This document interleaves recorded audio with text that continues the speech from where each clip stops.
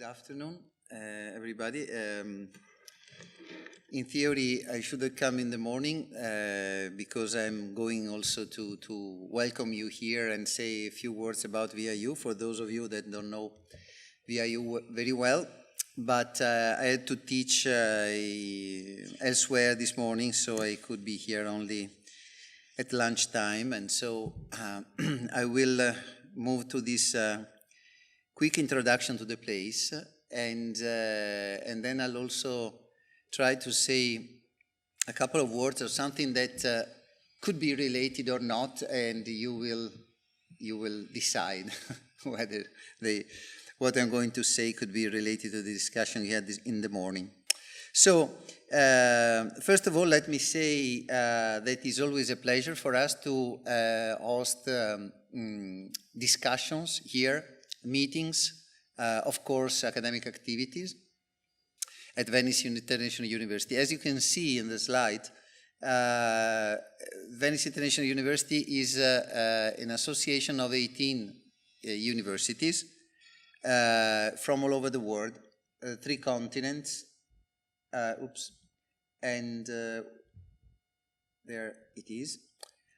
And it's also a network that is somehow dynamic, and in fact, a week ago we discussed at the board the possibility of expanding from 18 up to 20, and the decision was taken to include the university from South Africa, who has applied for joining the network.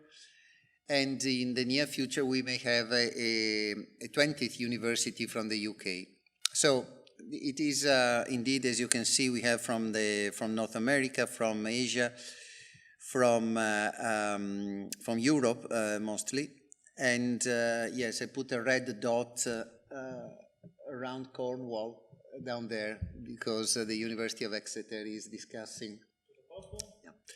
Is discussing the possibility of joining the network now. So,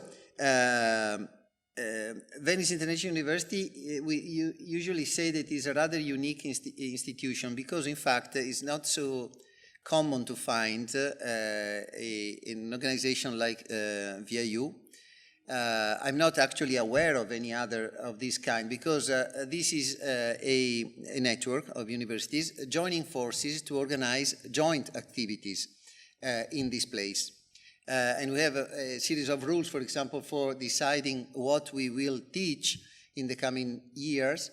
And this is based on a consensus process in which, for example, we should have at least 3 members proposing an activity in order to discuss it and then decide whether we want to have it or not. And so we have really a variety of different things that happen here in the island. As you can see, this what I describe is more or less this transnational education effort. But also we have various activities, for example, related to research projects that all contribute to having VIU as a place where new ideas can develop, including new ways of teaching, for example, because here, of course, we don't have all the constraints that we usually have at our mother universities. So we have a set of different academic activities. The globalization program is our traditional program of 2 semesters for bachelor and master students.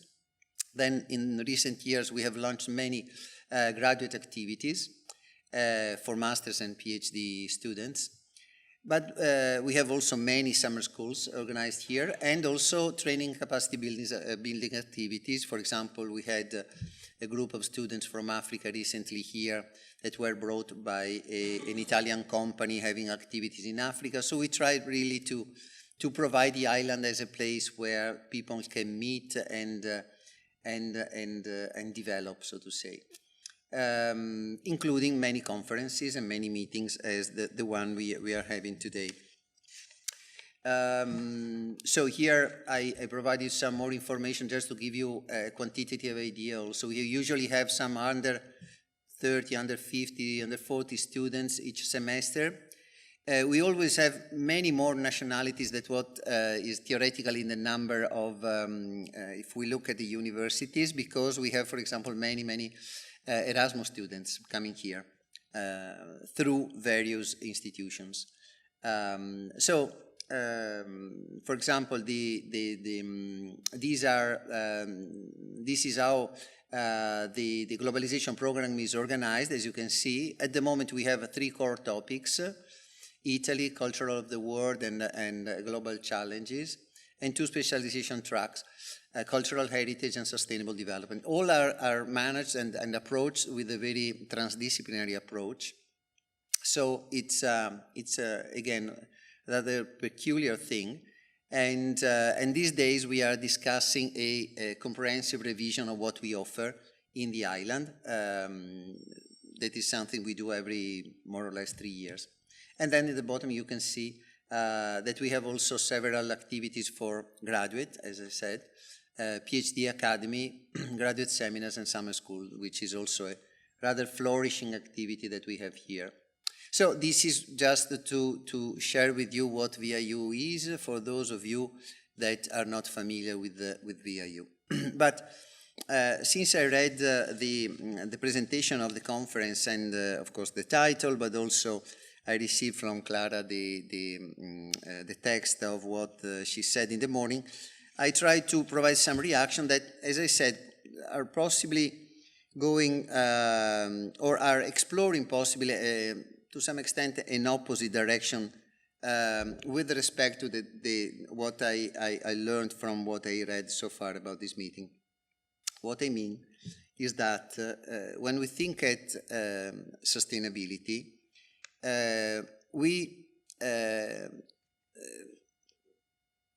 we have in practice always some sort of ambition to explore the future, because sustainability is in fact about the future. So what we have to imagine when we discuss about sustainability is a projection into the future, which results from the interaction of components that come from the environment, the social system, and the economic system. This is more or less what sustainability is. So if this is the case, then the point is, I put this statement here, sort of a title, going beyond averages. So state of the art of our tools to go, to explore the world in the future are typically based on some sort of averaging approach. Typically, for example, we explore the world country by country. And for the kind of phenomena we usually want to deal with, these kind of averages quite often, they destroy, if you like, completely the causal links that we would like to explore, in fact. Because if we say that Italy is completely homogeneous countries for what concerns the environment, the social system, and the economy, of course we will end up with a picture of Italy that could be a nice introductory picture, but does not allow to understand the mechanisms that bring to a given development and a given evolution in the future. So, since our research is quite often focused on these integrated approaches aimed at supporting decision making with let's say, 2 main, maybe disciplinary components, which is spatial analysis, meaning analyzing the geography of the thing, how they are localized in different places and how they interact. And the mechanism themselves, meaning the ambition to develop some sort of modeling approach to understand and be able to make these future projections. It is my firm opinion that without any model we cannot do anything about the future. It's just guessing. So these 2 things means that I will skip this wordy slide and move to this. For example, if we compare, this is an index of global water security that we proposed, and we try to apply it at country level and at, as we say, pixel level, so a small portion of the land. So what I want to say is that if we compare the two pictures, look at North America, for example, or Australia, the pictures are quite different. So we have this ambition to go into the phenomena, analyzing this spatial diversity. And of course, in order to do that, we have to generate, design, build a sort of virtual world, a virtual representation of the world, in which we try to go down into the mechanistic representation of the phenomena. And in order to do that, we need to have this spatial accuracy, I would say, okay? So if we follow this sort of reasoning, and then I can have other examples, like for example, this is an analysis of an economic analysis of the value added generated by water.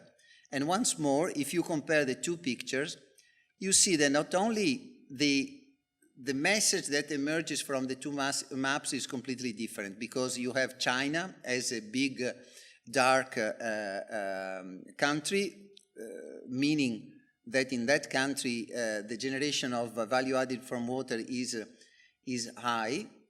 But then if you compare with the other map, you see that in fact for this portion of land that we are analyzing, the greenish part, the dark green part, is mainly in China, mainly in India, also in Bangladesh, in Thailand, and so on. So, while in China we have only 3 cities, so to say, where this value added is generated. So, not only this, but also if you could look at the scale, you see that on the left-hand side we have dollars, because we go up until $10, which is the average value added of water if we average the whole China. If we go on the other side, the scale is millions of dollars, because if we look at the areas around the cities where there is a concentration of peri-urban agriculture, tertiary systems, and so on, there the value added that you can generate with the cubic meter of water goes up to $1 million. So again, the message is completely different. So, and now I come to the point, and I hope this could be somehow close to the discussion. If we go this way, what we eventually want to do is to include here a notion of the human dimension. So if we go further and further into the details, we should know what humans are doing, how they take decisions, how they make use of water, for example, in the example I made before. So this means that we need to collect information which go down into a very even personal level, identifying the main agents. And therefore, the point is for us to be able to reach a decent description of human behavior eventually. So this is the ambition we want to. If we have a decent description of human behavior, we can go beyond averages. And this is very much based on computers, on the collection of data from the web, the possibility, for example, of using mobile phones information is great. For example, whenever you want really to detect and describe how people, they move around, when they are, where, and so on. And this, of course, raises some issue of, for example, the privacy of the people, the way you can collect this, the use you can make of this. But the point is really that this is for us something very important, because if we get the average person, if we make the classical hypothesis of economics in which you have Homo economicus that takes rational decisions, having complete information about the market, etc., we are not at all related to reality. This is the point that I would like to raise. So I conclude with a couple of examples of other studies that we are conducting. For example, this is the northern part of the Belluno province, where we have studied the supply and demand of ecosystem services that could be a driver for tourism, so outdoor recreation. So imagine this map is a sort of proxy of the attractiveness of different places. And over this map, we can place, and these are black dots that you can see maybe somewhere, all the places where tourists usually sleep, okay, where they stay.